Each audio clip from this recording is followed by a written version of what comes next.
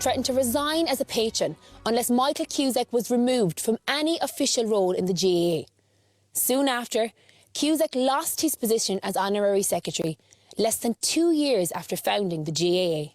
At the meeting to remove him in the summer of 1886, it's a very striking point that after the vote was recorded and it was voted that he'd be put out, there was a cheer in the room.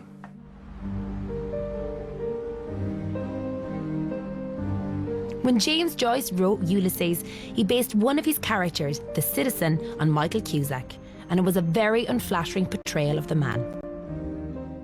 I find the character of the citizen fascinating.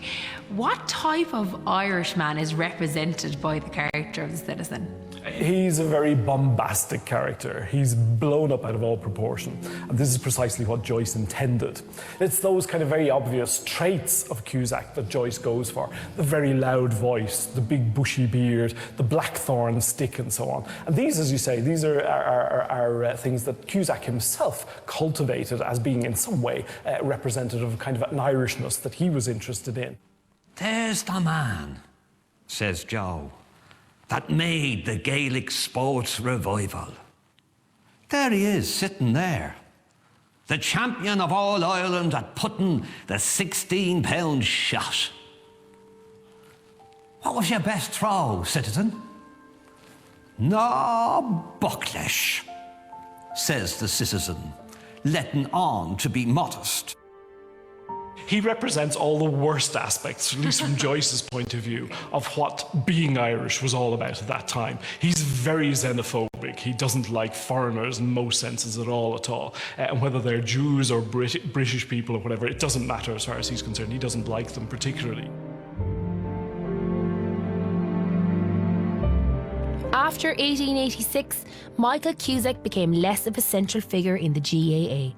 He lost his official position, and soon after, his personal life went into a sort of freefall. His wife died, his family life began to disintegrate, and he began to drink heavily. While he continued to teach and write articles for newspapers, his influence rapidly diminished.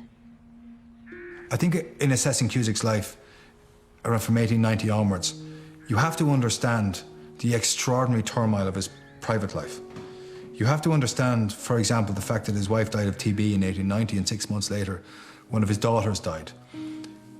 His other 2 daughters were sent to live with people in England and eventually joined convent. He had 3 sons, 2 of whom at least were taken into care, one of whom seems to have stayed with Michael Cusack. And Cusack himself appears to have suffered from episodic alcoholism through these years.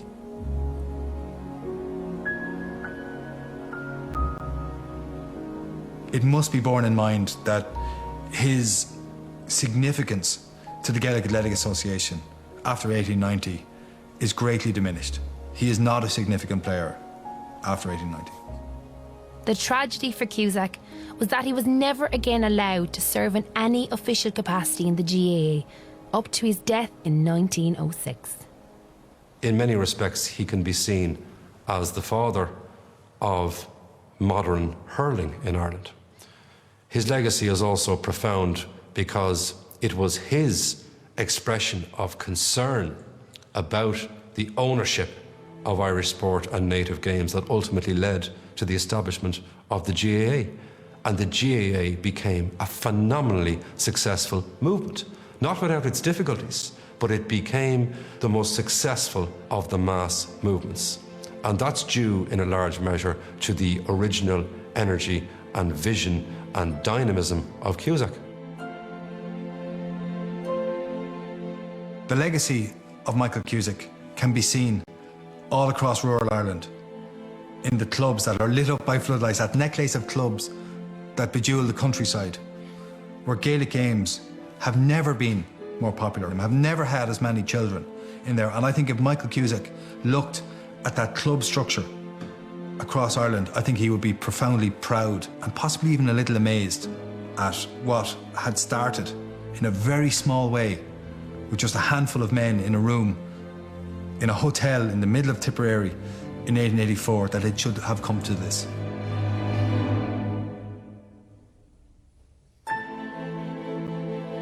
Michael Cusack was a man of vision and passion. His nationalist ideals and desire for Irish people to create a clear and separate identity were influenced by the times he lived in. Like Lady Gregory, Douglas Hyde and Harry Clark, Michael Cusack was driven by a fire in his blood.